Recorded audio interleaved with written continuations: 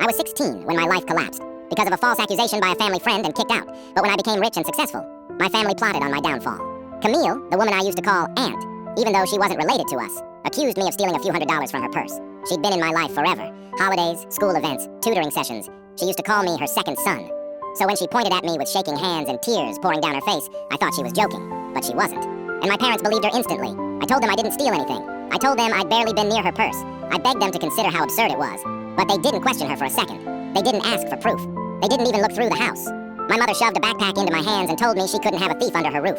My father told me to leave the keys on the counter. Camille cried harder, her voice breaking with every word. They threw me out that night into cold rain, as if I were something rotten they couldn't stand the smell of anymore.